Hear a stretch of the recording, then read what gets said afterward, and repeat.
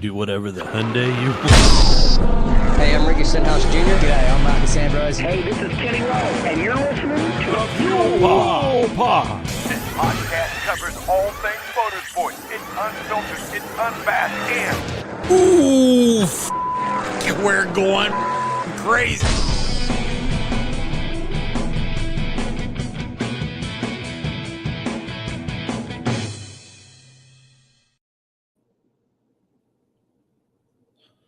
Hey, welcome back, everybody, to the Fuel Pod. We are finally back. It's been 3 weeks, maybe 4 weeks, 3 weeks. But we are back in coordination with the Dutch GP that's coming up this weekend. So pretty excited about that. I'm pretty excited to be here tonight. Obviously, I am rolling solo tonight. I lost all the kids in the divorce.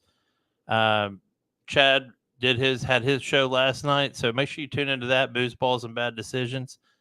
And Farmer had a prior engagement this evening, so I will be rolling solo for the Dutch GP, but we'll get it done. First off, though, I want to talk about the silly season that's already started early. And I thought, how are we going to do this? Because there's just so much crap and shit and rumors and flowing around the paddock and everywhere else as far as Formula One. So some of them will be quick, but we're going to go through each driver. Obviously, Verstappen's not even qualified for this because he's not going anywhere. I know a lot of people think Checo might be up for grabs as far as not having a Red Bull seat, and that's possible, but I don't think so. And I'm going to tell you why. Because I think he does secretly what Red Bull wants him to do, which is not beat Max Verstappen. If he was on any other team, any other team, we would not even be discussing Checo Perez. They would be loving his performance. So, he's had a couple of, really horrible qualifying rounds, but he always makes up for it in the race. And Max finishing P1 while Checo gets P5, I don't think that's a hard pill to swallow. So I think he stays. Charles Leclerc, I think he stays at Ferrari, and the only reason I do is because we know Carlos Sainz eventually will be leaving. I guess he signed that Audi contract. I don't think it'll be next year or this coming up year, but we'll see what happens. But there's a lot of scuttlebutt with Sainz maybe leaving earlier and bringing in somebody else, and we'll get to that somebody else as we move down the list. Fernando Alonso, Aston Martin, not going anywhere. The only place he would be going would be to the house for retirement and well earned. They obviously love him at Aston Martin. He obviously loves being at Aston Martin. So not going anywhere. Lance Stroll, this is the funny one. So I'm at work this week and talking to one of the guys I work with and was like, so I guess there's a rumor going around that Lawrence Stroll might fire his own son. And I wish I had some conversation back up here tonight, but I really think that's possible. I know it sounds crazy, and I have two boys of my own, and it makes it tough, but we're talking about Lawrence Stroll. And if you've watched Drive to Survive or seen the way he operates, I could totally see him setting Lance down and saying, hey, man, it's not you. It's not personal. It's business. And, we're trying to make some money and win some races. He's got the same car Alonso does. He's shown signs of greatness all year, but it's been in small spurts and nothing lasting. So he needs to catch up and get up with where Alonso is. Lewis Hamilton. Well, I don't think he leaves Mercedes. I really don't. You've seen pictures where they photoshopped other drivers' heads on a Mercedes racing suit probably the past month. And I don't think he leaves. You've heard talk about him getting like an ambassador deal where he's just an ambassador for the brand. But I think he's very much stuck there with George at Mercedes moving forward. George Russell also not going anywhere. I think he's wanted to be at Mercedes since he was a fetus, and he's finally there, and I don't think he's going. All right, so Lando Norris. Here's the first interesting one. Has McLaren gotten better? Yes. Is Lando Norris showing his racing chops? Absolutely. Could he be Leclerc's teammate next year? Yeah, sure. He could be a lot of people's teammates next year. I think he'll still be at McLaren. But, depending on what happens, they don't call it silly season for a reason. So, it's hard to tell. Piastri's staying where he's at. Here's the interesting one, too. Alex Albon. So I saw it was on my Google feed. I was too busy to look at it this week, but it was on my Google feed that 5 other teams apparently are interested in Alex Albon, and that could be anybody. It could be Ferrari. It could be McLaren if they lost Norris. It could be, it could literally be, well, anybody but Red Bull, I think, because, he's already had his shot and blown it there. So I don't see him going there, but he has, for a car that's completely substandard, except for straight stretches, he's done really well in that car. So Logan Sargent, I don't know if he'll have a job at the end of this year. And it's sad to say because he is, and you hear the actual broadcasters and you hear some of the other F1 personalities talk about Logan Sargent, and he is coming to grips with that car. Is it too little too late? Maybe. We can watch what happens. We got the second half of the season now, but we got some hard circuits coming up too. So I'll be looking forward to seeing what he can do. I know they will at least expect him to be near Albon as they move forward, and that's probably the ultimatum I'm sure he got. All right, Esteban Ocon and Pierre Gasly. I'm going to take these two together. I don't think they're going anywhere. That car has shown signs of being very, very quick. And you got 2 drivers. I think Pierre Gasly is severely underrated. I don't think he's ever had the car that matches who he is. I don't think anybody drives in traffic more than Pierre Gasly. And he's a fighter. So, and then Ocon's one of those guys, if he gets in clean air and he gets loose, he could do a lot of great things too. So I don't think he's going there. Magnussen and Hulkenberg at Haas. So if I hadn't seen the news story and watched the weekend warm-up today, I would have told you that K-Mag's on the hot seat. And I would have said it. And I'm glad I did not. And I'm glad I watched that weekend warm-up because they have renewed K-Mag and Hulkenberg for the 2024 season. And the reasons make sense. They've got a car they really need to work on. They got to figure out why that car is a great single lap car, but it just eats tires. So, I think having two experienced drivers, K-Mag's been with Haas on and off for 7 years, and he's driven every one of their cars pretty much. So he's great to have around, I guess, if you're an engineer or a race strategist, but they need to work on that car, not the drivers. And Hulkenberg's, you guys know how I feel about Nico Hulkenberg. He, in any other car, he'd be a champ. So, I'm happy for them. I'm happy that they know going into this half of the season that they already have a job for next year. That's probably worth its weight in gold by itself. Which moves us on to AlphaTauri. Danny Ricciardo. I've heard both sides of this argument and read both sides of this argument in the past couple of weeks that, they put him in the AlphaTauri and he's not really doing that great. But guys, here's a guy that volunteered to drive the worst car on the grid. He volunteered to do it. Here's a guy that's happy to be back in racing. He's happy to be back in form. And I don't think the expectation was that high. Just finish and, do as best you can. Sonoda, outperformed him at Belgium. Sonoda got some breaks, but he did outperform him at Belgium. So I look forward to seeing what Danny can do this weekend at Zandvoort. I think this track really suits him. I don't know if the car will. I think the car's going to be a tough drive at this circuit, but I look forward to seeing what he can do with that car this weekend. That moves us on to AlphaTauri, our last two. Well, by the way, Sonoda's not going anywhere. Sonoda will be right where he's at. And on Alfa Romeo, we've got Valtteri Bottas, who we haven't heard it yet, and I'm just going to go out on a limb and say he might retire at the end of the season, which if he announces that, with races to go, then I think that will absolutely cork off the silly season for sure. And you wouldn't think it'd be Bottas that would do that, but any empty spot is going to cause havoc in the paddock. So that's where we are with that. And then Zhou Guanyu.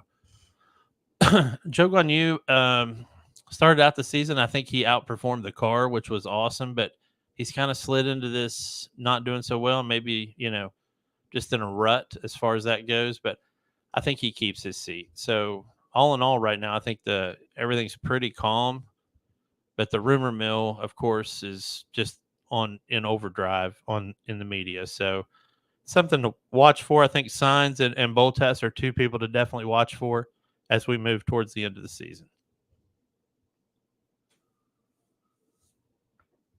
Okay, ripped from the paddock. So this is the segment of the show where we pull articles from different sources, but mostly from the F1 website.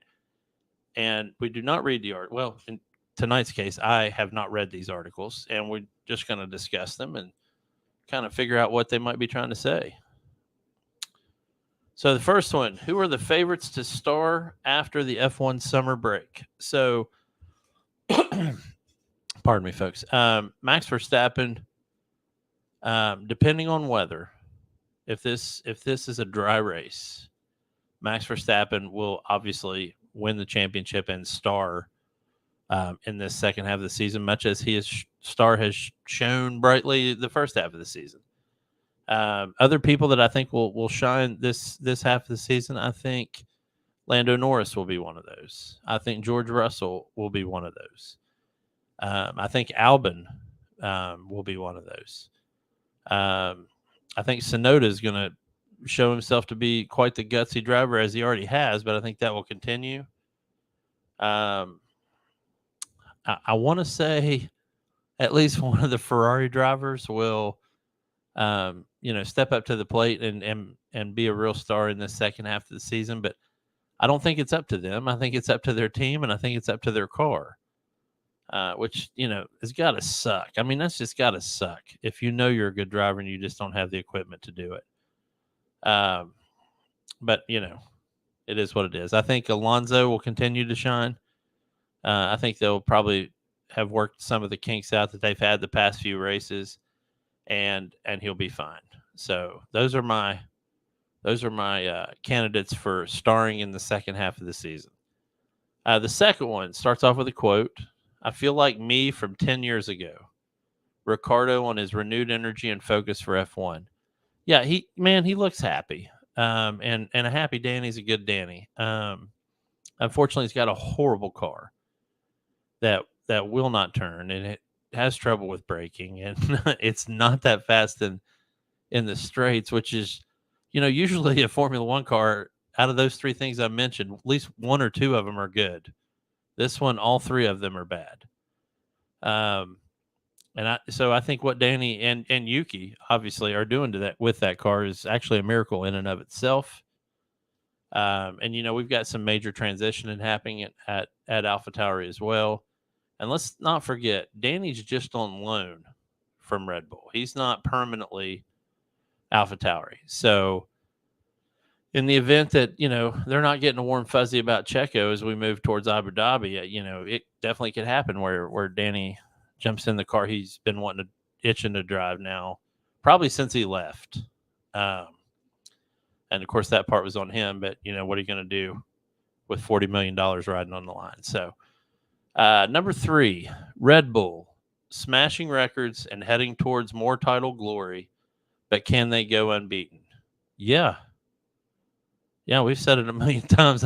George Russell is not even on Red Bull, and he's said it a million times that nobody's going to beat them this year. And I know I've said it a million times when I say this, but big but here, the Zandvoort circuit's already starting to show signs of getting some rain this weekend. It's a track where the runoffs aren't really good places to run off on. It's grass and gravel, and some of it's shallow. And it's a quick track. You can't lose focus there. We're going to do a preview of it here in a little bit, but it's one of those tracks where you can get yourself in big trouble, or you can have a lights out run. It's a really fun track to run. So I think they absolutely can go unbeaten. I think the only thing that beats them is a bad strategy call based on weather. I really think at this point that's the only hope that another team has of finishing P1 during an F1 race. So that being said, let's talk about the Dutch Grand Prix at Zandvoort in the Netherlands. Basically right on the beach. And I'm going to throw up the circuit here real quick. Maybe. There we go. Okay, so if you're looking over to the right side of the track, you'll see the start-finish line heading south based on the picture towards turn 1. So unique circuit in and of itself. It's 4.3 kilometers, which is, for all of us people over here on the other side of the pond, is 2.7 miles. 72 laps of this. And while it certainly looks flat based on this 2D diagram, I can assure you that it is not. It has an uphill section there by turn 7 if you're looking at the left side of the diagram. So it's pretty unique in that regard. And it drops down. It's got the bobsled turn 13 into 14. It's a really high bank. They actually had to get special permission to have that degree of banking on turn 14. But it also allows for cars to drive side by side at speed. So we should see some interesting stuff. You could see some overtakes there at speed, which would be cool. The fastest lap ever recorded was so far has been Lewis Hamilton in 2021, and it was 1:11. So about 5-6 seconds longer than Red Bull Ring. So this is going to be a fast lap, but we get to watch 72 of them. Assuming you're watching the race on Sunday, make sure you watch it on F1 TV. It is the best place to watch it because you don't have to just watch the broadcast. You can pick a driver to follow for the entire race and get in-car audio and video. So that's kind of cool too. It's a tough track and it's quick, and you'll hear drivers if they're asked about it, they'll say it's insane and a bunch of different things. It's fast without being just flat out the entire time. You can see the speeds there on some of the turns. Those are obviously in kilometers per hour. But coming out of turn 2 and turn 3 is like, you go through the medium braking zone of turn 3, but then 4, 5, 6, and 7, you're not really decreasing speed all that much. So it's pretty fast. And then, as I said, going into 13 and you're heading into 14, it's very fast. You're flat out heading down the start finish. You got 2 DRS zones, which I'm sure Red Bull will have fun with those this weekend. I'm looking forward to Max probably winning this thing by 15 seconds or so, maybe 20. Diddy, if you're watching, that's what I put for my Let's Play predictions on the F1 Let's Play app. 15 to 20 for Max. So, anywho, that's the Dutch GP. Make sure you watch it this Sunday. It should be on around 8 a.m. Of course, with F1 TV, you can watch it whenever you want if you want to sleep in on Sunday. So, all right, guys, that's it for Formula One. I want to move into just some basic fuel pod news around the world as far as racing goes, if you're interested in other forms of racing, as I am. World Rally, they're going to be in Greece on September 7th through the 10th for the Acropolis Rally. There's only 36 points separating the top 3 drivers right now. So pretty exciting challenge being put up by the 2 and 3 driver to beat the first one. So that's a pretty interesting thing. GT World Challenge is going to be in Hockenheim on September 2 and 3, which is not this weekend, but next weekend. It'll be a Sprint Cup race in Germany. GT World Challenge America is in Sebring, which is one of my favorite circuits. It's in Florida. Honestly, it's a really horrible surface. They probably need to repave it. It's cracked and peeling everywhere, but it is just a fun circuit to watch cars go fast on. So if you're just a person that likes to watch cars go fast, Sebring is where it's at, especially coming down that back stretch into the last turn, heading for start finish. It's some of the best racing you'll ever see. IndyCar, moving on to IndyCar. They are at the Worldwide Technology Raceway in Illinois. It's about 5 minutes from St. Louis. It's in Madison. Joseph Newgarden and Scott Dixon have won at this circuit a lot. And the reason I bring that up is there are only 4 points between those guys, and they're currently in second and third place in the championship. So they're heading into a circuit that they've both won. Tight race for second or third. Alex Palou still running the house. He's 101 points in the lead for the championship. So running out of time for Newgarden and Dixon, but maybe they can pull out a miracle here. If anywhere else, they should be able to do it there. All right, NASCAR this weekend. Also some crazy stuff going on with NASCAR. They're at Daytona this weekend. It's also the last chance. There's 17 drivers that haven't made the playoffs, and there's only one spot left. So one of them will make it and one of them won't. One of them will make it and 16 of them won't. Right now, Bubba Wallace is ahead of Ty Gibbs by 32 points. But just some notables that aren't in the playoffs yet, and hopefully could be maybe by the end of this weekend. Daniel Suarez, AJ Ding, I always call him Dingalinger, AJ Allmendinger, Alex Bowman, Chase Elliott, Austin Cindric, Justin Haley, Ryan Preece. There's a lot of people, man. Austin Dillon, Chase Briscoe, and Ty Dillon. So a few others too, but that's a lot of people trying to either get a win or get ahead on points to make that coveted 16th playoff spot. So if you're a NASCAR fan this weekend, and there's really no other circuit greater in the NASCAR world than Daytona, give it a go. I think it's the Coca-Cola Zero Sugar 500 this weekend. So it's a mouthful, but that's it, man, for racing this weekend.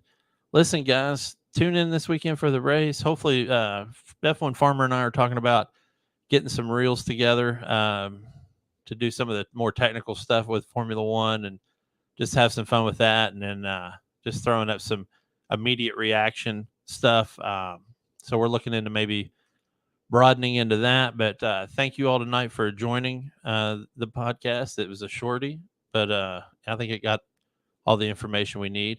Hit me up on Twitter at jneil729, or hit up any of the other people that watch the show, Chad H610 or F1 Farmer at Twitter as well. And we'll tune in. Talk next week. We'll have podiums and back markers again as we move into the last half of the season. So thank you for being here tonight. Thank you very much for watching.